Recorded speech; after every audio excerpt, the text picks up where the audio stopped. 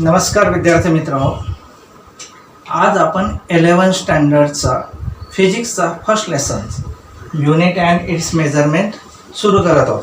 बघा, स्टार्ट करत आहोत. युनिट तुम्हाला माहिती आहे, फिजिक्समध्ये युनिटला फार इम्पॉर्टन्स आहे. किंवा आपण एखाद्या वेळेस दुकानात जातो, 10 kg शुगर मागतो, तर kg काय झालं त्याचं युनिट, वेटचं युनिट काय झालं kg, लक्षात. किंवा एखाद्या वायरची लेंथ मेजर करतो, तर ती जर 2 मीटर्स असेल तर मीटर्स काय झालं त्याचं युनिट.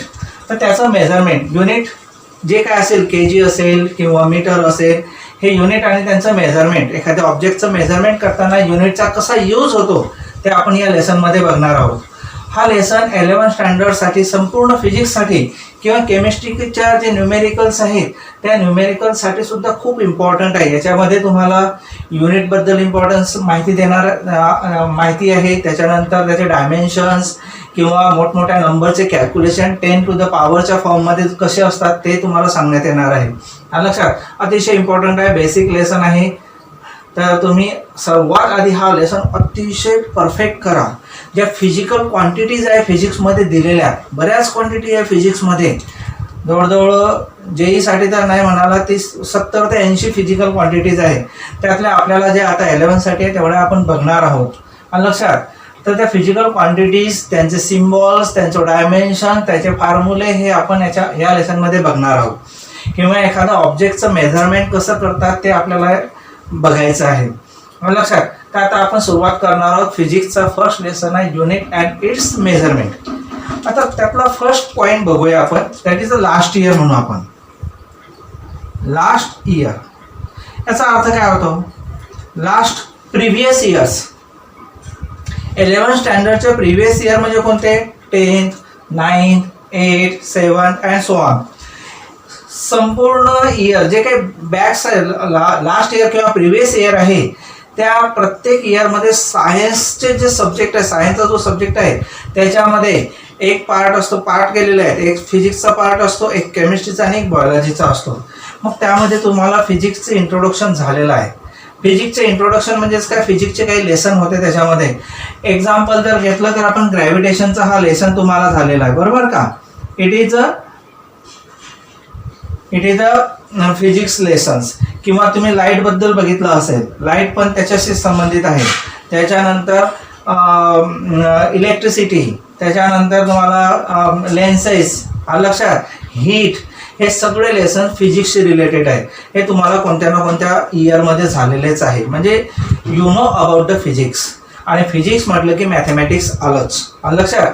म्हणून म्हणजेच काय, हे फिजिक्समध्ये थिअरी कमी आणि न्यूमेरिकल जास्त आहे, म्हणजे कॅल्क्युलेशन जास्त आहे. म्हणून फिजिक्सला आपण क्वांटिटेटिव्ह सायन्स असं सुद्धा म्हटलेलं आहे. Physics is non as a quantitative science. म्हणजेच काय, फिजिक्स हा जो सब्जेक्ट आहे तो नंबरसोबत जास्तीत जास्त खेळत असतो. It play with numbers. याचा अर्थ फिजिक्समध्ये न्यूमेरिकल खूप सारे आहे, न्यूमेरिकल्स आहे. ते कॅल्क्युलेशन तुम्हाला आलं पाहिजे. खूप सारे फॉर्म्युलेज आहे. म्हणजे याचा अर्थ लास्ट इयरमध्ये त्याचं इंट्रोडक्शन झालेलं आहे. 8, 9, 10, 5, 6 पासूनच तुम्हाला त्याची माहिती आलेली आहे. लक्षात. आता फिजिक्सची सुरुवात कशी करूया बघा. फिजिक्स हा सब्जेक्ट जो आहे तो कसा आहे, इट इज नेचरशी रिलेटेड आहे. Physics is related to nature. म्हणजे फिजिक्स काय करतो, नेचर किंवा नेचरमध्ये असलेले त्याचे फिनॉमिना याचा स्टडी करतो. आणि त्याचा स्टडी केल्यानंतर काही लॉ इंट्रोड्यूस करतो. आणि लॉ इंट्रोड्यूस केल्यानंतर त्याचं कॅल्क्युलेटिव्ह पार्टमध्ये कन्व्हर्जन करतो. म्हणजेच का, अल्टिमेटली तुम्हाला कुठला तरी एक मॅथमॅटिकल फॉर्म्युला मिळतो. नॅचरल किंवा नैसर्गिक जे काही फिनॉमिना नाही, उदाहरणार्थ आपण एक एक्झाम्पल घेऊया, ग्रॅव्हिटेशनल लॉ. ग्रॅव्हिटेशनचा स्टडी कोणी केला होता? स्टार्ट केली त्याने न्यूटनने, बरोबर का. न्यूटनने काय केलं, नेचरचा स्टडी केला. नेचर म्हणजेच काय, बसला कुठेतरी गार्डनमध्ये आणि त्यानं ते ॲपल पडताना बघितलं. त्याच्या लक्षात आलं why apple is attracted toward the earth. मग याचा अर्थ त्या अर्थमध्ये कुठेतरी अट्रॅक्शन फोर्स असेल, त्याला त्यानं नाव दिलं ग्रॅव्हिटेशन, बरोबर का. याचा अर्थ त्यांनी आधी त्या नेचरचा काय केला, स्टडी केला. त्याच्यावर त्यांनी लॉ बनवले. बघा, नेचरचा स्टडी करून लॉ इंट्रोड्यूस केले.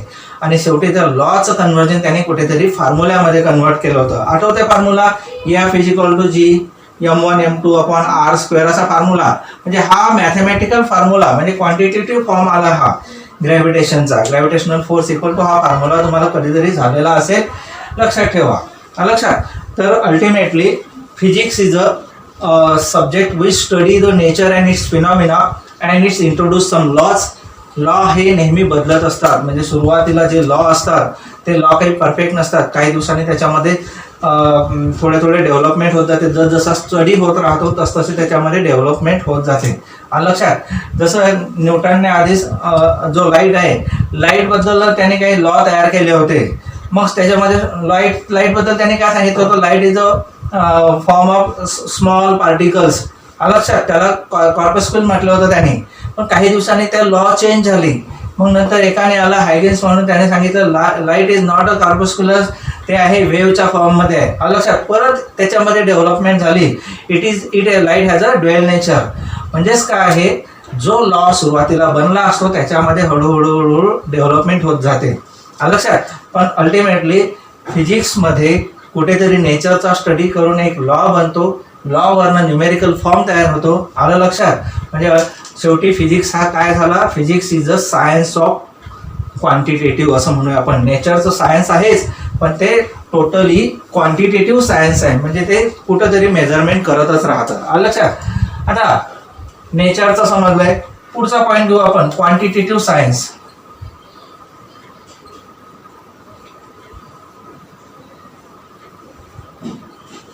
What is quantitative science?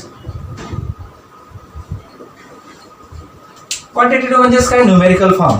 फिजिक्समध्ये काय केलं असतं, व्हेरियस जे काही फिजिकल क्वांटिटीज आहे त्यांचं मेजरमेंट करण्यात येतं. व्हेरियस फिजिकल क्वांटिटीज जे आहे त्यांचं मेजरमेंट करण्यात येतं. व्हेरियस फिजिकल क्वांटिटी म्हणजेच काय आहे, जे लेंथ असेल, ब्रेथ असेल, डेप्थ असेल, हाईट असेल किंवा वेट असेल, टेम्परेचर असेल, लक्षात, यांचं मेजरमेंट करण्यात येतं. एखादा ऑब्जेक्ट असेल तर त्या ऑब्जेक्टची लेंथ किती आहे, त्याचं डायमीटर किती आहे, किंवा त्या ऑब्जेक्टमध्ये टेम्परेचर किती आहे, हे संपूर्ण मेजरमेंट क्वांटिटेटिव्ह सायन्समध्ये येते, म्हणजे अल्टिमेटली फिजिक्समध्ये येते. लक्षात. आता डेली लाईफमध्ये आपण काय करतो, डेली लाईफमध्ये आपण बऱ्याच ऑब्जेक्टचं मेजरमेंट घेत असतो. समजा पेन आहे, त्या पेनचं आपण मेजरमेंट घेतलं, याचा अर्थ what is the length of this pen असं आपण म्हणतो. याचा अर्थ आपण हे मेजरमेंट कुठेतरी कन्सिडर केलं. किंवा what is the diameter of this pen असे म्हणतो. किंवा एखादी बॉडी आहे, त्या बॉडीचं टेम्परेचर किती आहे हे आपण ॲझ्युम करतो, म्हणजे मेजर करतो. लक्षात. म्हणजे आपल्या डेली लाईफमध्ये सुद्धा आपण फिजिकल क्वांटिटीजचं मेजरमेंट घेत असतो. पण मेजरमेंट घेत असताना आपण काही स्टँडर्ड यूज करतो. मेजरमेंट घेत असताना आपण काय करतो, स्टँडर्ड यूज करतो. मग ते स्टँडर्ड यूज करताना सगळ्यात आधी आपण काय बघतो, साईज किती आहे, वेट किती आहे, टेम्परेचर किती आहे, लेंथ किती आहे, हे सगळं बघत असतो. आणि त्याच्यावरनं आपण स्टँडर्डशी कंपॅरिझन करत असतो. फॉर एक्झाम्पल, समजा एक वायर आहे किंवा हा पेन आहे.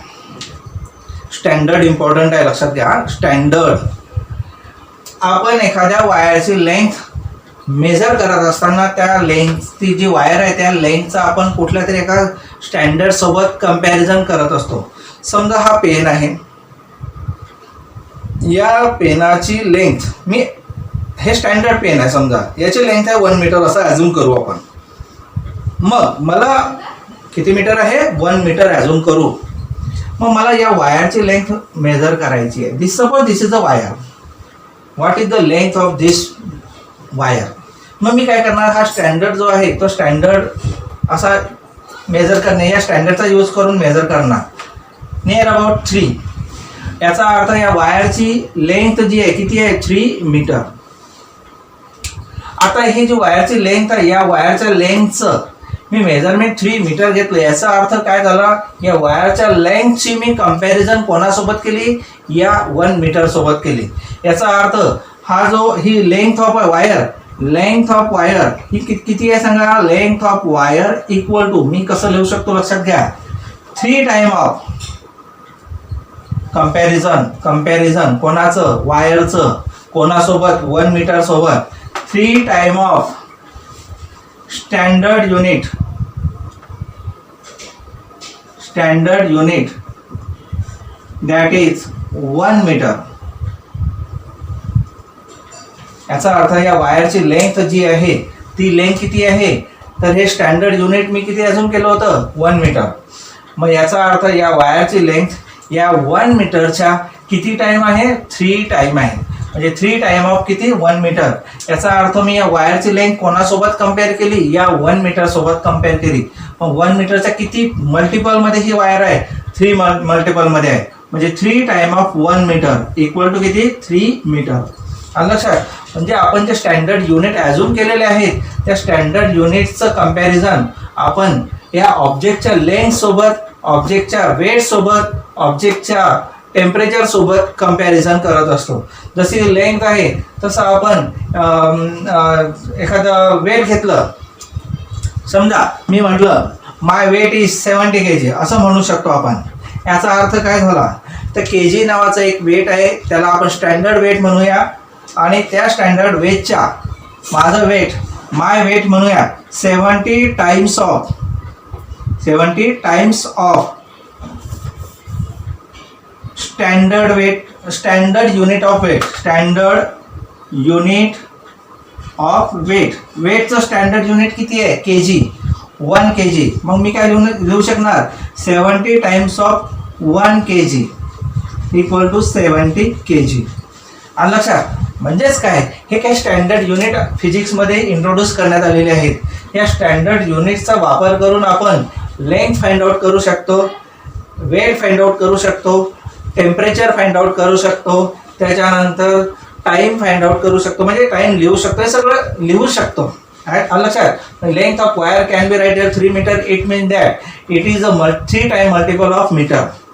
मग 3 काय झाला, न्यूमेरिकल व्हॅल्यू झाली. मीटर काय झालं, युनिट झालं. म्हणून कोणत्याही फिजिकल क्वांटिटीचं मेजरमेंट कसं लिहिणार, एन इंटू यू. एन म्हणजे काय सांगतो आपला न्यूमेरिकल व्हॅल्यू, यू म्हणजे काय आहे युनिट. लेंथ असेल तर मीटरमध्ये, वेट असेल तर केजीमध्ये. आलं लक्षात. 70 काय इथं न्यूमेरिकल व्हॅल्यू, केजी काय सांगतो, केजी इज द युनिट. आलं लक्षात. तर अशा प्रकारे आपण फिजिकल डेली लाईफमध्ये ज्या ज्या काही आपण ह्या क्वांटिटेटिव्ह मेजरमेंट करतो, तर आपण त्याचा ते मेजरमेंट करताना काही युनिटचा, स्टँडर्ड युनिटचा आपण वापर करतो. आलं लक्षात. आणि त्या standard is called the unit. त्या स्टँडर्डलाच आपण काय नाव दिलेलं आहे, युनिट. मग आता काय, समजा आता मीटरबद्दल आपण विचार करूया. What is metre. तर एक कॉन्फरन्स आलेली होती. म्हणजे वर्ल्ड जगामधल्या सगळ्या सायंटिस्ट लोकांनी किंवा जगामधल्या सगळ्या मेजरमेंटमध्ये असलेले जे काही पर्सन होते, म्हणजे मेन पर्सन होते, त्यांनी काय ठरवलं होतं मीटिंग घेतल्यानंतर, की एवढा एक रॉड आहे, त्यांनी एक रॉड घेतला आणि ॲझ्युम केली की the length of this rod should be 1 metre असं त्यांनी मीटिंगमध्ये ठरवलं. एक रॉड, अजून एक रॉड. हा रॉड पॅरिसच्या म्युझियममध्ये ठेवलेला आहे. त्या ठिकाणी एक रॉड त्यांनी ॲझ्युम केला की द लेंथ, आणि ॲझ्युम केलं, हा रॉड घेऊन त्यांनी सांगितलं की the length of this rod must be 1 metre असं ॲझ्युम करूया आपण. आणि जगामध्ये सगळीकडे तेवढीच लेंथ 1 मीटरची आपण डिक्लेअर करायची. नाहीतर काय होणार, इंडियामध्ये 1 मीटरची लेंथ एवढी ॲझ्युम होणार, अमेरिकेमध्ये 1 मीटरची लेंथ एवढी, किंवा युरोपमध्ये 1 मीटर मीन्स दिस वन. तर डिफरंट कंट्री डिफरंट लेंथ जर असेल 1 मीटरचा, तर जे काही आपल्या त्यांचं ट्रेडिंग आहे, म्हणजेच काय आहे त्यांचा काही व्यापार आहे आपण म्हणतो, त्या ट्रेडिंगमध्ये गडबड होऊ शकते. म्हणजे यांनी जर ऑर्डर दिली की इंडियाने आम्हाला इतके मीटर कापड पाठवायचं आहे, तर इंडिया त्यांच्या मेजरमेंटनुसार इतक्या मीटरमध्ये 1 मीटर ॲझ्युम करून तेवढाच कापड पाठवणार. लक्षात. यांच्या दृष्टिकोनातून तर कमी असणार. किंवा इंडियाने जर सांगितलं या युरोपियन कंट्रीला की आम्हाला 10 मीटर काहीतरी वायर पाठवा, त्यांची 10 मीटर म्हणजे एवढी, म्हणजे ती यांना एक्स्ट्रा मिळणार आहे. म्हणजे दोघांचे काय झाले, सिस्टीम वेगळी झाली. याचा अर्थ यांची लेंथ कमी आहे, यांची लेंथ जास्त आहे. युनिट भले मीटर म्हटलं तरी त्यांचं, मग त्यांनी काय ठरवलं की सगळ्या वर्ल्डचं युनिट जे आहे ते सेम असलं पाहिजे.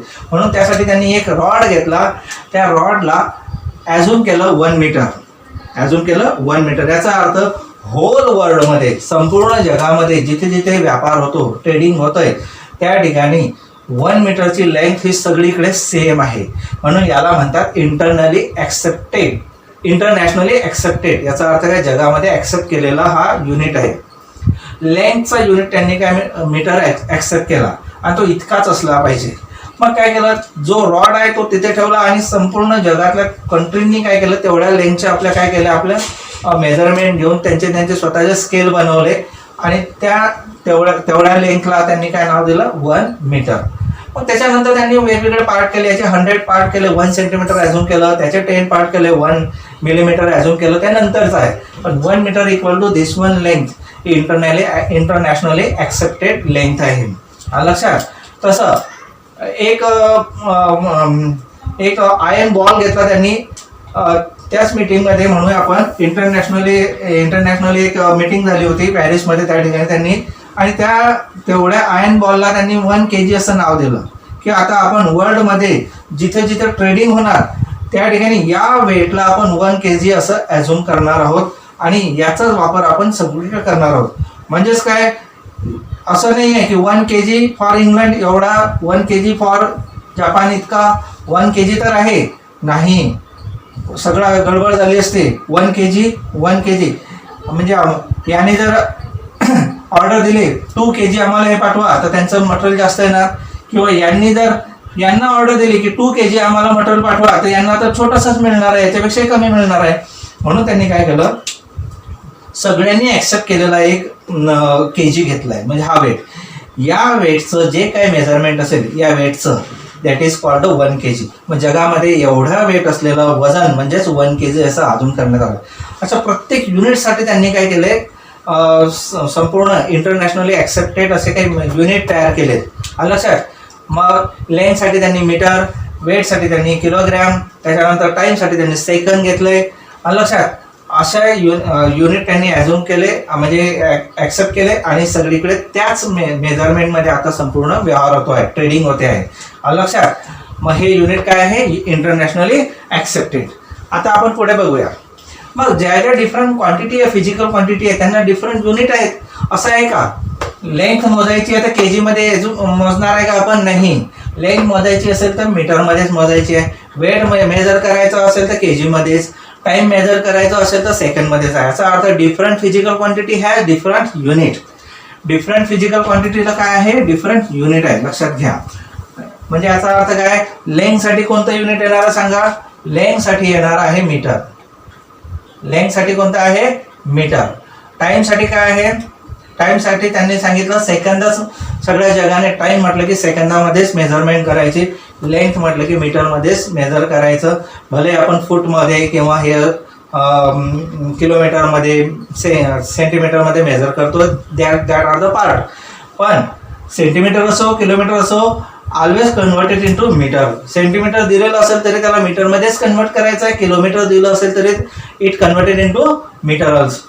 आता सेकंडमध्येच टाइम घ्यायचा आहे, म्हणजे त्यांनी हे केलंय, म्हणजे जे काही ट्रेडर होते किंवा जे काही मेन पर्सन होते त्यांनी हे डिसाईड केलं मीटिंगमधले.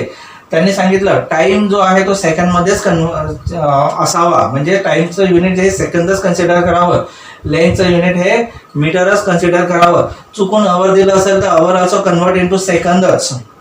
लक्षात. मिनिट दिलेलं असेल तर मिनिट कन्वर्ट इंटू सेकंद, म्हणजे जो काही कॅल्क्युलेशनचा पार्ट असेल तो सेकंडमध्ये करावा असं ठरलंय, संपूर्ण जगातल्या लोकांचं ठरलंय.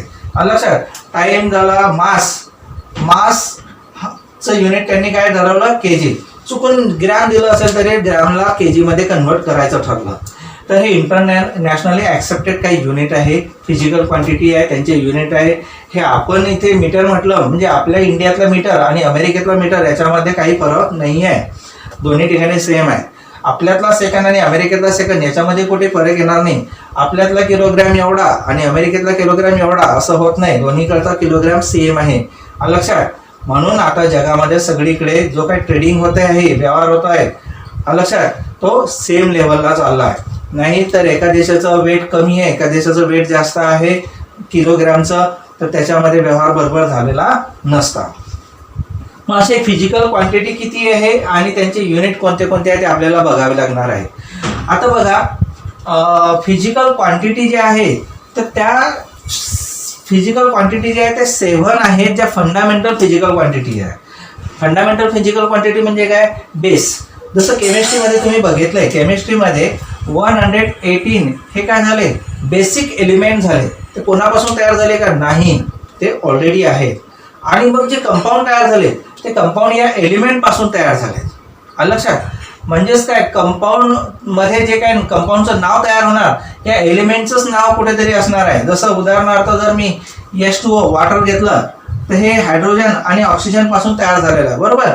हायड्रोजन आणि ऑक्सिजन तर एलिमेंट आहे, म्हणजे हे काय झाले? बेसिक एलिमेंट झाले. आणि त्यांच्यापासून हे एक डिराईव्ह म्हणू आपण, डिराईव्ह क्वांटिटी झाली. हे काय झाली? फंडामेंटल क्वांटिटी आणि डिराईव्ड क्वांटिटी. म्हणजेच काय, हे हायड्रोजन आणि ऑक्सिजन हे दोघं मिळून एक तयार झालं. म्हणजे याचं जे काही नाव असेल त्या नावामध्ये हायड्रोजन आणि ऑक्सिजन दोन्ही आले. सेम टाईप इथे फिजिक्समध्ये सुद्धा जे काही आता क्वांटिटी बघितली आपण, फिजिकल क्वांटिटी, लेंथ बघितली, त्याच्यानंतर काय बघितलं आपण? मास बघितलं, टाइम बघितलं आहे ना. तर अशा प्रकारे हे जे आहेत ह्या 7 प्रकारच्या फंडामेंटल क्वांटिटी आहेत. म्हणजेच काय आहे? एलिमेंट सारख्या बेसिक ह्या कोणावर डिपेंड नसतात. हा हायड्रोजन कोणावर डिपेंड आहे का? नाही, तो ऑलरेडी आहे अवेलेबल. ऑक्सिजन कोणापासून तयार होतो? नाही, तो आहे ऑलरेडी नेचरमध्ये. आलं लक्षात? हे कोणापासूनही तयार झालेलं नाही, पण वॉटर मात्र या दोघांपासून तयार झालेलं आहे. तसं हे जे लेंथ आहे, मीटर, मास आहे, टाईम आहे, किंवा पुढचे 7 आहेत हे टोटल, हे जे 7 फंडामेंटल क्वांटिटीज आहे ह्या मेन आहेत. त्याच्यापासून खूप साऱ्या डिराईव्ड क्वांटिटी तयार झालेल्या आहेत. त्या कशा झालेल्या आपण नेक्स्ट लेक्चरला बघणार आहोत. पण तुर्ता आपण फंडामेंटल क्वांटिटी बद्दल बघूया.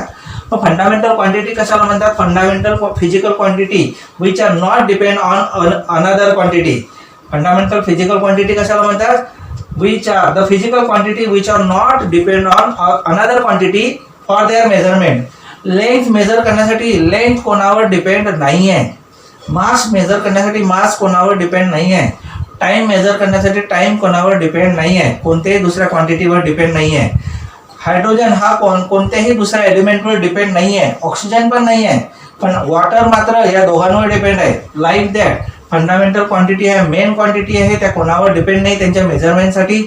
आलं लक्षात? म्हणजे मला याचा अर्थ असं म्हणायचा आहे की या पेनाची लेंथ मोजायची असेल तर ही लेंथ मला डायरेक्ट असं आहे का मला ही लेंथ मोजण्यासाठी टाईमची गरज आहे, मला लेंथ मोजण्यासाठी कोणातरी टेम्परेचरची गरज आहे, असं तर नाही आहे. लेंथ मेजर करण्यासाठी मला कशाचीच गरज नाही आहे. Length is length. Length is not depend on another physical quantity. ह्या फिजिकल क्वांटिटी किती आहे? 7 आहे. किती आहे? 7. त्या 7 फिजिकल क्वांटिटी तुमच्या बुक्समध्ये दिलेल्या असतील. मी 1 बाय 1 इथे लिहून दाखवतो, काही समजून घेऊ. आलं लक्षात? आणि त्यातल्या कोणत्या कोणत्या मेन आहेत ते आपण बघूया. फिजिकल क्वांटिटी 7 आहेत. हा फिजिकल क्वांटिटी. त्याच्यानंतर आपण त्याचं फिजिकल क्वांटिटी नंतर त्यांचं SI किंवा याचा फिजिकल क्वांटिटी झालं याचा सिम्बॉल घेऊया. सिम्बॉल याचा SI युनिट आणि याचा SI हा सिम्बॉल, SI युनिटचा सिम्बॉल. बघा फिजिकल क्वांटिटी लेंथ आहे. कशाने दाखवतो आपण? L ने. बर SI युनिट त्याचं काय आहे? थोडक्यात मीटर. लेंथ कशाने मेजर करायची? आता मीटर मध्ये त्याचा सिम्बॉल M आहे. लेंथ नंतर मी दुसरी फिजिकल क्वांटिटी घेतो. लेंथ नंतर घेतो मी मास. लेंथ नंतर काय घेतो? मास. मासचं सिम्बॉल, मासचा सिम्बॉल काय येणार आहे? किलोग्रॅम. मासचा केजी ना, किलोग्रॅम इथे लिहितो. हा केजी मध्ये आहे. मास कशाने दाखवतो आपण? M ने. मास कशाने दाखवतो आपण? M ने. लेंथ कशाने डिनोट करतो? L. मास कशाने डिनोट करतो? M. Lचं SI युनिट काय? मीटर. म्हणजेच काय आहे? M. M म्हणजे मासचं SI नेम काय त्याचं? किलोग्राम. आणि सिम्बॉल काय त्याचा? केजी. तर हे झाले 2. मास नंतर कोण आहे सांगा? टाइम घेऊया आपण. टाइम. बोला टाइम साठी काय? T. इथे येतं सेकंड आणि येतं S. त्याच्यानंतर कोण आहे? T. टेम्परेचर. टेम्परेचर साठी काय आहे? हा टी आहे. परत टेम्परेचरसाठी आपण काय म्हणू शकतो, केल्विन, के. लक्षात, केल्विनसाठी काय इथं टेम्परेचर सिम्बॉल केल्विनचा काय येणार आहे, के. एक मिनिट.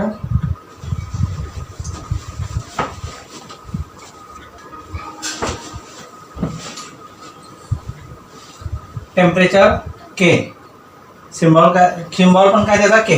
ऍक्च्युली हे याची गरज नाही आहे.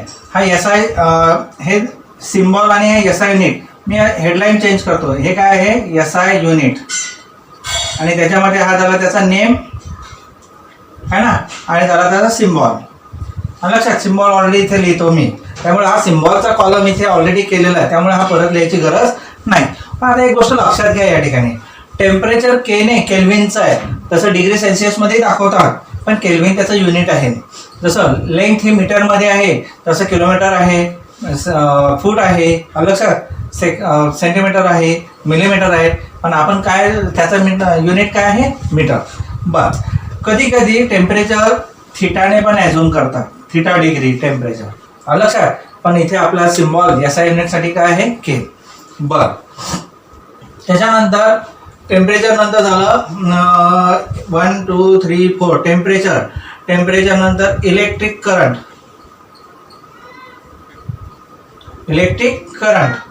इलेक्ट्रिक करंटसाठी त्याचं नेम आपण काय म्हणूया, एम्पियर.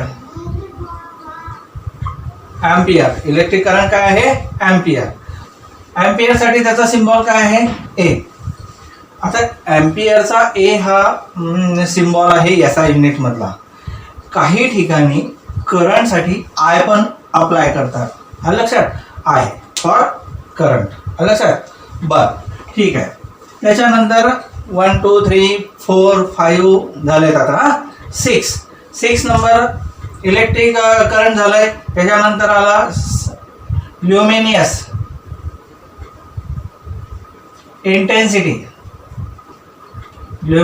Intensity, कॅन्डेला, CD. आता ॲक्च्युली ल्युमिनियस इंटेन्सिटी ही फिजिकल क्वांटिटी आपल्याला 12वी किंवा IIT पर्यंत कुठेच वापरायला मिळत नाही, दिसत नाही. फार क्वचित एखाद्या ठिकाणी दिसली असेल तर दिसली असेल, पण ल्युमिनियस इंटेन्सिटी ही फिजिकल क्वांटिटी फारशी उपयोगात नाही आहे. त्याच्यानंतर आला अमाऊंट ऑफ सबस्टन्स. कोण आहे, अमाऊंट ऑफ सबस्टन्स. केमिस्ट्रीमध्ये याचा जास्त वापर होतो, अमाऊंट ऑफ सबस्टन्स, लक्षात. मोल, आठवते ना, MOL हा सिम्बॉल आहे त्याचा, सिम्बॉल. तर अशा प्रकारे ह्या 7 ज्या आहेत, 1 2 3 4 5 6 7 ज्या फिजिकल क्वांटिटीज आहेत त्या फंडामेंटल फिजिकल क्वांटिटीज आहेत. आता उरलेल्या ज्या काही फिजिकल क्वांटिटीज असतील त्या सगळ्या क्वांटिटीज या 7 वर डिपेंड आहेत, लक्षात. मग ह्या मेन आहेत, म्हणून यांना काय नाव आहे, फंडामेंटल फिजिकल क्वांटिटी. आणि बाकीच्या ज्या फिजिकल क्वांटिटीज आहेत ज्या याच्यावर डिपेंड आहे, या 7वर, that are known derived physical quantity. आलं का, डिराइव्ड म्हणजे तयार झालेल्या फिजिकल क्वांटिटीज आहेत, त्या आपण आता बघणार आहोत. आता याच्यासोबत ह्या नुसत्या 7 आहे का, नाही, अजून आपल्याकडे याच्यासोबत 2 सप्लिमेंटरी पण क्वांटिटी आहे, सप्लिमेंटरी फिजिकल क्वांटिटी आहे, लक्षात. त्या अँगलच्या बाबतीत आहे, लक्षात. तर हे फिजिकल क्वांटिटी समजल्या. Unit of length is metre, unit of mass is kilogram, unit of time is second, unit of temperature is kelvin, unit of electricity current electricity ampere, luminous intensity CD, आणि amount of substance mole. तर ह्या 7 fundamental physical quantity तुम्ही अतिशय चांगल्या प्रकारे लक्षात ठेवा. आता मी एक एक्झाम्पल देतो इथल्या इथेच, की हे मेन कशा आहे आणि दुसरी एखादी फिजिकल क्वांटिटी डिराइव्ह कशी आहे. आता एक बेसिक फॉर्म्युला माहिती आहे तुम्हाला, वेलॉसिटीचा फॉर्म्युला सांगा. What is the formula velocity? Velocity equal to, बोला, डिस्टन्स अपॉन टाइम, बरोबर ना, असंच आहे ना, डिस्टन्स अपॉन टाइम. म्हणजे एक विशिष्ट डिस्टन्स त्या बॉडीने कव्हर केलं, किती टाइम मध्ये केलं, लक्षात त्या तो रेशो म्हणजे काय असतं, वेलॉसिटी. आता वेलॉसिटीचं युनिट म्हणजेच कोणाचं युनिट अपॉन कोणाचं युनिट, टाइमचं युनिट. डिस्टन्सचं युनिट अपॉन टाइमचं युनिट. डिस्टन्स म्हणजेच काय, लेंथ. डिस्टन्स म्हणजेच काय असते, लेंथ. लेंथचं युनिट तुम्हाला काय दिसतं इथं, मीटर. म्हणजे या व्हेलॉसिटीचं युनिट काय मिळणार आहे, मीटर. अपॉन टाइमचं युनिट तुम्हाला माहिती आहे किती आहे, सेकंद. म्हणजे व्हेलॉसिटीचं युनिट बघा, तुम्ही 8, 9, 10 मध्ये fine velocity of something something final answer लिहिताना मीटर पर सेकंड लिहित होते, बरोबर ना. मग आता याचा अर्थ व्हेलॉसिटीचं जे युनिट मिळालं ते मीटर आणि सेकंड, हे दोन्ही युनिट कोणते युनिट आहेत, फंडामेंटल युनिट आहे. याचा अर्थ व्हेलॉसिटीचं युनिट हे कोणावर डिपेंड आहे, it depend upon the fundamental unit. म्हणून व्हेलॉसिटी काय झाली, डिराइव्ड युनिट झालं, डिराइव्ड क्वांटिटी झाली. लक्षात, डिराइव्ड क्वांटिटी काय आहे, कारण ते ही जी क्वांटिटी आहे याचं मेजरमेंट जे आहे ते कोणावर डिपेंड आहे, it is depend upon the fundamental quantity. अच्छा, व्हेलॉसिटी आहे, एक्सलरेशन आहे, खूप साऱ्या डिराइव्ड क्वांटिटीज आहेत. लक्षात, ते आपण बघूच एक दिवस. बरं, आता इथपर्यंत समजलं मला असं वाटतं. लक्षात, नेक्स्ट पॉईंट बघू आपण. त्याच्या पुढचे 2 सप्लिमेंटरी काय ते युनिट्स. हे फंडामेंटल युनिट झाले. आता सप्लिमेंटरी युनिट. सप्लिमेंटरी युनिट बघा, सप्लिमेंटरी युनिट मध्ये सुद्धा 2 आहेत ते, म्हणजेच फंडामेंटल सोबत 2 सप्लिमेंटरी युनिट आहेत.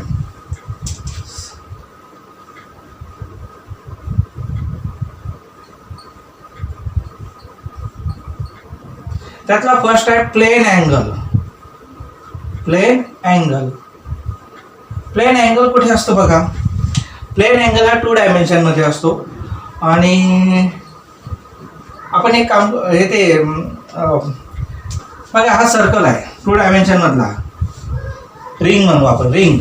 लक्षात, टर्मिनल रे इथून इथपर्यंत रोटेट झालाय की नाही, बरोबर. Terminal rotate from this point two this point असा झालाय. म्हणजे हा या सेंटरच्या ठिकाणी एक अँगल बनला, थिटा बनलाय. बर, हा जो अँगल आहे तो अँगल असतो प्लेन अँगल.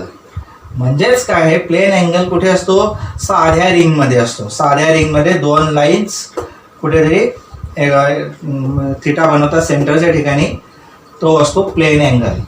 बरं, हा प्लेन अँगल जो आहे तो त्याचं युनिट काय असतं, आपलं हे काय असतं, डिग्री का रेडियन, नाही, theta is always in degree. Theta कशामध्ये मेजर करतात, नाही, रेडियन. थिटा कशामध्ये मेजर करतात, रेडियनमध्ये, not in degree.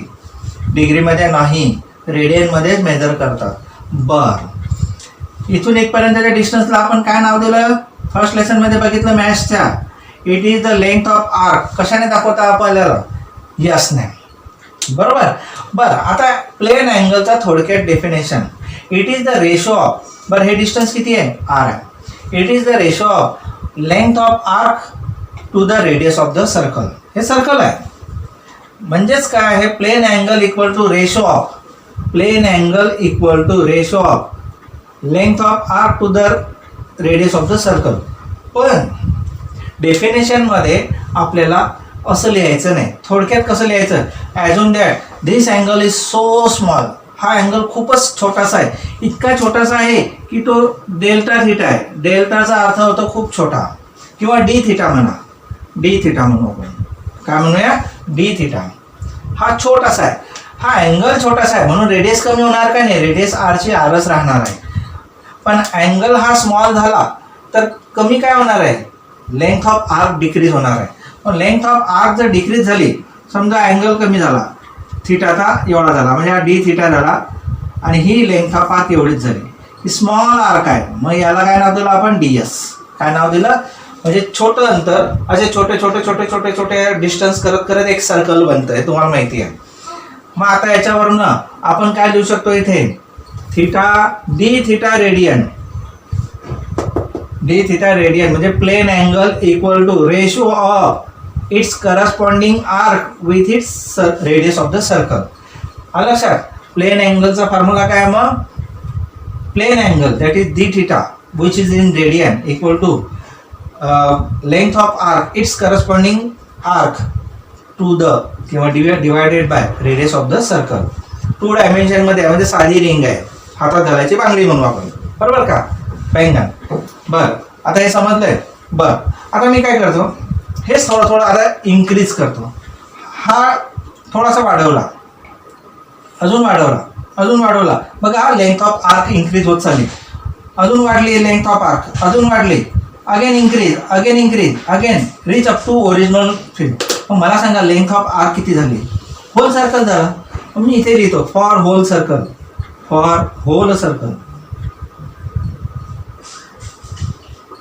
Length of arc किती होणार आहे सांगा? हो बघा, एवढ्या या डी थीटासाठी एवढीच आर्क आहे, पण संपूर्ण सर्कलसाठी किती आर्क आहे? तर सर्कम्फरन्स ऑफ द सर्कल एवढी आर्क होणार ना, इक्वल टू किती? 2πr. He length of the arc झाली. कोणासाठी? होल सर्कलसाठी. या सर्कल ही लेंथ, मला सांगा ही लेंथ 2πr आहे, तर त्यावेळेस तो अँगल किती होणार आहे? हा 360 डिग्री, म्हणजेच किती? 2π. At the time theta equal to किती? मग 2π. थिटा इज इन रेडियन, ना थिटा इक्वल टू किती झाला? 2π. मग मला सांगा आता थिटा छोटा झाला का नाही? मोठा झाला. मग थिटा सेंटरचा, मला आता सांगा त्या ठिकाणी अँगल काय मिळणार आहे? 2π. हा 2π मिळाला ना. थिटा इक्वल टू काय येणार आहे सांगा? मग आता मी तसं लिहितो. हे किती झालं तुम्हाला? थिटा इक्वल टू हे थिटा 2π कसं आलं ते सांगतो.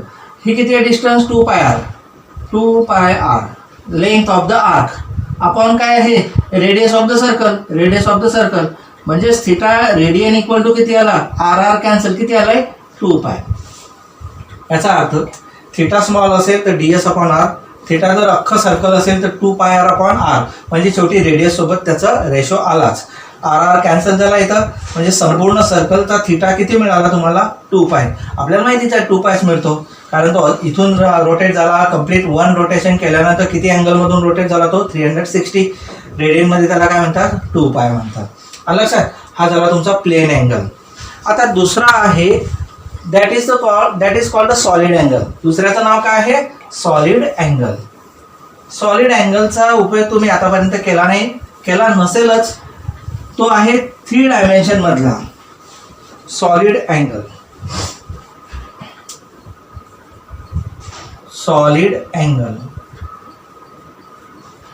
त्याचा सिम्बॉल बघा कसा दाखवतात. तो सॉलिड अँगल असा दाखवतात. लक्षात? सॉलिड अँगल हा सिम्बॉल आहे त्याचा, डी ओहम म्हणू आपण त्याला. बरं, सॉलिड अँगल काय असतो? हा पण रेशो असतो. हा रेशो कसा असतो लक्षात घ्या. तुम्हाला बॉल माहिती आहे? आयर्न बॉल म्हणूया, भरलेला बॉल. म्हणजेच काय? नुसता हवेचा बॉल नाही आहे, फुटबॉल नाही आहे. इट इज स्पियर म्हणू. स्पियर कसा असतो? गोल असतो, बरोबर का? बरं, त्या स्पियरमध्ये स्पियरचा सेंटर माहिती आहे. त्या सेंटर पासून तर मी काय करतो? एक कोन तयार करतो. म्हणजे फॉर एक्झाम्पल समजा स्पियर आहे, अजून करा हा स्पियर आहे. हा त्या स्पियरच्या आतमध्ये असलेला सेंटर आहे. मग या सेंटर पासून मी या स्पियरचा वरचा सरफेसवरचा एक छोटासा सरफेस घेतो. असा छोटासा स्मॉल सरफेस आहे. मग या सेंटर पासून या स्मॉल सरफेस पर्यंत मी अशा लाईन जॉईन करतो. केलं का? म्हणजे एक प्रकारचा आईस्क्रीमचा कोन असतो ना, आईस्क्रीमचा कोन तयार झाला. मग बरं, हा कोन कसा आहे? 2 डायमेन्शन मध्ये नाही आहे, हा 4ही बाजूनी आहे. कारण तो स्पियर कसा आहे? स्पियर असा हॉलो नाही आहे. हा लक्षात? कलिंगड आहे, कलिंगडासारखा. कलिंगड जर हे केलं आपण, म्हणजे अशी चकती करताना आयदर रेड ऑर नॉटचे चेक करण्यासाठी, मग आपण तसं केलंय. तर हा जो पार्ट आहे तो कसा मिळणार आहे? 4ही बाजूने त्याचं काय राहणार आहे? कलिंगड राहणार आहे. म्हणजेच काय? आयर्न फेस राहणार आहे आयर्न बॉलसाठी. आणि एक कोन तयार होणार त्या ठिकाणी. म्हणजे तो कोन कसा असणार आहे? असा 4ही बाजूने जर धरला आपण असा इकडनं असा, हा 3 डायमेन्शन मध्ये असणार आहे, बरोबर? मग हा जो कोन तयार झाला असा गोलवाला, इथे म्हणूया आपण तो, हा दिस कोन लक्षात? हाच तो कोन आहे, दिसतो? त्याने सरफेसच्या याच्यासोबत त्यांनी हा अँगल बनवला या पॉईंट पासून. लक्षात? तर हा सरफेस जो आहे त्याचा एरिया हा कोन कसा फाइंड आउट करतात? दिस कोन इज डी ओहम. लक्षात? हा सिम्बॉल आहे त्याचा. हा अँगल कसा फाइंड आउट करता? सॉलिड स्पियरचा. तुम्ही व्यायामामध्ये ते असा आयर्न बॉल फेकतात ना, दॅट इज द स्पियर. आणि त्याला जर तुम्ही असं होल पाडलं या फॉर्ममध्ये, तर या आतमध्ये जो होल ज्या सेंटरपर्यंत आल्यानंतर तुम्हाला जो आतमध्ये जो अँगल दिसेल दॅट अँगल लक्षात, कारण तो सॉलिड अँगल आहे. बरं, तो कसा फाइंड आउट करता, तर हा जो सरफेस दिसतो याचा एरिया, सरफेसचा एरिया विथ, आणि हे डिस्टन्स आहे आर, रेडियसच आहे स्पिअरचा, यांच्या रेशो सोबत लक्षात. मग सॉलिड अँगल इक्वल टू काय, मग solid angle equal to d a म्हणूया आपण, छोटासा एरिया म्हणजे डी ए अपॉन रेडियसचा काय झाला, स्क्वेअर झाला. This is the solid angle, म्हणजे ratio between the area of surface portion, that portion, सगळा सरफेस म्हटला काय नाही, that portion with respect to with रेडियसचा स्क्वेअर. लक्षात, ratio between this two is the solid angle of the sphere. लक्षात. बर, supplementary angle मधला पहिला जो होता प्लेन अँगल, तो कशामध्ये मोजत होता तुम्ही, रेडियन मध्ये, बरोबर ना, रेडियन होतं त्याचं युनिट. लक्षात, रेडियन होतं. याचं युनिट जे आहे ते स्टेरेडियन आहे, म्हणजे SR म्हणू शकता तुम्ही, स्टेरेडियन किंवा SD पण म्हणू शकता, स्टेरेडियन. लक्षात, हे 2 युनिट लक्षात ठेवा. बर, हे झालं छोट्याशा एरियासाठी. आता स्पियर आहे, पूर्ण स्पियरचा एरिया काढला म्हणजे संपूर्ण एरिया, चारी बाजूचा सगळा आहे ना, कलिंगडाचा एरिया, सरफेस एरिया, तर तो जो काय अँगल होईल तो सगळं संपूर्ण सर्कलचा आहे. मग छोटा अँगल असणार आहे का नाही, म्हणून त्याला आपण एवढा असं देऊया. मग एरिया पूर्ण वरचा सरफेस एरिया हा मला सांगा बरं, सरफेस एरिया ऑफ स्पियर काय असतो, सरफेस एरिया ऑफ स्पियर किती असतो सांगा. What is the surface area of sphere, 4 pi r square, 4 pi r square. हा सरफेस एरिया ऑफ स्पियर आहे. आपण सरफेस एरिया स्क्वेअर इथे काय घेतलं नाही, इथे आपण छोटासा स्मॉल पोर्शन आपण ॲझ्युम केला होता, आणि या ठिकाणी काय केलं आपण, संपूर्ण स्पियरचा सरफेस एरिया ॲझ्युम करतोय. मग होल स्पियरचा सरफेस एरिया इक्वल टू, बघा आता डी म्हणजे स्मॉल साठी वापरतात, आणि केवळ बघा डी थिटा आणि थिटा मधला फरक, D theta when theta is very small त्यावेळेस डी थिटा लिहायचा, आणि थिटा इज बिग त्यावेळेस थिटा लिहायचा. इथे पण हा सिम्बॉल स्मॉल साठी, हा सिम्बॉल ग्रेटर साठी. आपण आर तर काही चेंज होत नाही, आर कॅन्सल, किती राहिलं तुमचं मग, 4 पाय स्टेरेडियन. लक्षात, this is the solid angle of the sphere. समजलंय. 2 प्रकारचे अजून फंडामेंटल युनिट आहे, एक आहे प्लेन अँगल आणि दुसरा आहे सॉलिड अँगल. प्लेन अँगलचं मेजर जे युनिट आहे, SI युनिट आहे ते रेडियन आहे, आणि सॉलिड अँगलचं SI युनिट आहे स्टेरेडियन. तर अशा प्रकारे आपण 7 फंडामेंटल युनिट बघितलेत, त्याच्या फिजिकल क्वांटिटी पण बघितल्या. लक्षात, सॉलिड अँगलबद्दल तुम्ही अजून थोडंसं वाचून घ्या, कारण तो आपल्याला कधी यूज झालेला नाही फारसा, पण फॉर्म्युला मात्र पुढे यूज होणार आहे.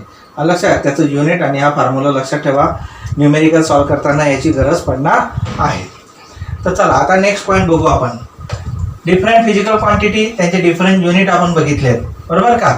आता आपण ज्या मेजरमेंट करणाऱ्या ज्या काही सिस्टम आहेत ते बघूया. त्याला आपण म्हणूया सिस्टम ऑफ युनिट. काय म्हणूया, system of unit, systems of unit. आपण जे मेजरमेंट करतो, तुम्ही 8, 9, 10 मध्ये सुद्धा हे सिस्टम ऑफ युनिट बघितलेले आहेत. मेजरमेंट जे करतोय, लेंथ मेजर करतो, वेट करतो एखाद्या बॉडीचं, टेम्परेचर हे करतो, सगळं करतो. तर ते ते मेजर करताना कोणती सिस्टीम अप्लाय करतो ते बघूया. आतापर्यंत माणसाने किंवा ह्युमन बिईंगच्या हिस्ट्रीमध्ये कोणत्या कोणत्या सिस्टम आल्या की त्या सिस्टमचा यूज करून आपण मेजरमेंट केले. तर त्यातले फर्स्ट आहे CGS सिस्टीम, सेकंड आहे MKS सिस्टीम, थर्ड आहे FPS सिस्टीम, आणि now present day we use SI system. SI system is the mixture of CGS and MKS. याच्यातला थोडासा पार्ट घेऊन SI सिस्टीम बनलेली आहे. ही ब्रिटिश सिस्टीम म्हणतात. लक्षात, काही वेळेस काही ठिकाणी अजून बी ब्रिटनमध्ये ही सिस्टीम बऱ्याच ठिकाणी यूज होते. लक्षात. बरं, CGS मध्ये C स्टँड फॉर सेंटीमीटर, लेंथसाठी सेंटीमीटर आहे इथं. C stand for centimetre. G stand for gram आणि S फॉर सेकंड. लेंथ मोजण्यासाठी CGS मध्ये सेंटीमीटरचा यूज करतात, वेट करण्यासाठी ग्रॅमचा यूज करतात आणि टाइम मोजण्यासाठी सेकंडचा. एम केस मध्ये लक्षात घ्या, एम स्टँड फॉर इथे काय होतं सेंटीमीटर, एम स्टँड फॉर इथे काय येणार आहे मीटर. लेंथ मेजर करण्यासाठी मीटरचा यूज करतात. के स्टँड फॉर इथं काय होता ग्राम, इथे काय आहे किलोग्राम. वेट मेजर करण्यासाठी इथे किलोग्राम आहे आणि इथे टाइमसाठी सेकंड आहे. इथे दोन्हीकडे सेम आहे टाइमसाठी. FPS लेंथ मोजण्यासाठी फूटचा वापर करतात. आपण अजूनही म्हणतो 2 फूट आहे 3 फूट आहे ना. P फॉर पाऊंड वेटसाठी आणि S फॉर काय ना सेकंड. आणि 1971 पासून ह्या सगळ्या सिस्टम बंद करून एक SI सिस्टीम तयार केलेली आहे. लक्षात, प्रेझेंट डे मध्ये आपण SI सिस्टीमचा वापर करत आहोत. तर ह्या सिस्टीम अशा प्रकारे डेव्हलप होत गेल्या. फायनली SI सिस्टीम आता आपण वापरत आहोत. लक्षात, आता हे झालं आपलं system of unit. Next point बघू आपण, फंडामेंटल क्वांटिटीज. फंडामेंटल क्वांटिटीज कशाला म्हणतात आता सांगितलं. काय आहे fundamental quantity? The quantity which are not depend on another physical quantity for their measurement. अशा क्वांटिटी त्यांच्या मेजरमेंटसाठी दुसऱ्या कोणावर डिपेंड नसतात, त्यांना म्हणतात फंडामेंटल क्वांटिटी. पण डिराइव्ड क्वांटिटी कशाला म्हणतात? डिराइव्ड क्वांटिटी कोणत्या आहेत? तर अशा क्वांटिटी फिजिकल क्वांटिटी की ज्या त्यांच्या मेजरमेंटसाठी फंडामेंटल क्वांटिटीवर डिपेंड असतात. आता मगाशी एक एक्झाम्पल घेतलं व्हेलॉसिटीचं, घेतलंय ना. म्हणजे अशा फिजिकल क्वांटिटी त्यांच्या मेजरमेंटसाठी फंडामेंटल क्वांटिटीवर डिपेंड असतात. That is the derived quantity. आणि डिराइव्ड युनिट काय आहे? तर unit of that derived quantity is called the derived unit. म्हणजे डिराइव्ड क्वांटिटी मिळाला तुम्हाला की त्या डिराइव्ड क्वांटिटीचे युनिट म्हणजे डिराइव्ड युनिट. मग अशी आत्ता एक्झाम्पल घेतलं होतं व्हेलॉसिटीचं युनिट काय मिळालं? व्हेलॉसिटी हा फंडामेंटल क्वांटिटी नाही आहे. It is depend on length metre per second. म्हणजेच काय आहे मीटर पर सेकंड. हे काय झालं डिराइव्ड युनिट झालं. आणि व्हेलॉसिटी डिस्टन्स अपॉन टाइम आहे ना. डिस्टन्स अपॉन काय आहे टाइम. म्हणजे डिस्टन्स म्हणजेच काय लेंथ. लेंथ काय आहे फंडामेंटल क्वांटिटी. आणि velocity depend upon 2 fundamental quantity. आणि या फंडामेंटल क्वांटिटीचं जे युनिट आहे त्याला म्हणायचं डिराइव्ड युनिट है ना. म्हणजे velocity is the ratio of 2 fundamental quantities. म्हणजे व्हेलॉसिटी ही डिराइव्ड क्वांटिटी आहे कारण ती एक्सप्रेस होण्यासाठी 2 फंडामेंटल क्वांटिटीची यूज करावा लागतो. आणि त्यांचे जे युनिट्स आहे त्या युनिट म्हणजे दोघांचा रेशोचं युनिट हे व्हेलॉसिटीचं युनिट झालं. दिस इज द डिराइव्ड युनिट. याला काय म्हणायचं डिराइव्ड युनिट. मग व्हेलॉसिटी झालं मीटर पर सेकंड. मला सांगा बरं ॲक्सलरेशन काय होतं? ॲक्सलरेशन इक्वल टू काय व्हेलॉसिटी अपॉन टाइम असा फॉर्म्युला आहे. Velocity upon time. आलं सर.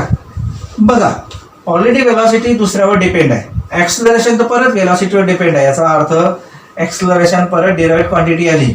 मग याचं युनिट काय होणार? व्हेलॉसिटीचं युनिट अपॉन टाइमचं युनिट. व्हेलॉसिटीचं युनिट किती आहे? Metre upon second. पर म्हणजे डिवायडेड बाय टाइम किती आहे इथं सेकंड. असं लिहायचं नाही. फायनल आन्सर काय येणार? मीटर पर एस स्क्वेअर. हे ॲक्सलरेशनचं युनिट हे पण डिराइव्ड युनिटच आहे कारण ॲक्सलरेशन ही काय डिराइव्ड क्वांटिटी आहे. व्हेलॉसिटी काय डिराइव्ड क्वांटिटी आहे. ऑब्व्हियसली त्यांचे युनिट काय असतील? डिराइव्ड युनिट असतील. Metre per second square. त्याच्यानंतर मी अजून एक घेतो मोमेंटम. मोमेंटमचं सांगा. मोमेंटम आहे velocity mass into velocity. Momentum मला वाटतं 9th का 10th मध्ये हा पॉईंट झालेला तुमचा. मास कशामध्ये दाखवतात? एम तर मीटरसाठी आहे. मासचं युनिट काय आहे? kg इंटू व्हेलॉसिटी काय आहे? Metre per second. बघा मोमेंटमचं जे युनिट आहे ते पण फंडामेंटल युनिटवर डिपेंड आहे म्हणून डिराइव्ड युनिट झालं आहे. लक्षात. तर अशा प्रकारे तुम्हा लोकांना बेसिक जे नॉलेज आहे सुरुवातीचं मी दिलंय. लक्षात. याच्या पुढचा जो पॉईंट आहे जे काय आहे आता आपण हा लेसन तर सुरू केला पण हळूहळू डिराइव्ड युनिट फंडामेंटल युनिट किंवा हे सगळे बेसिक फॉर्म्युले तुम्हाला पक्के लक्षात ठेवायचे आहे. आता काही बऱ्याच अजून आता सुरुवात झाली आहे या लेसनची. खूप सारे न्यूमेरिकल आहेत, खूप सारे कॉम्प्लिकेशन्स आहेत, ते तुम्हाला हळूहळू या लेसनमधून कळून जातील. लक्षात झालेला पाठ तुम्ही रिवाईज करा घरी आणि भेटूया पुढच्या पिरियडला. बहुतेक मी पुढचा पिरियड उद्याच घेणार आहे. लक्षात? ठीक आहे, भेटूया.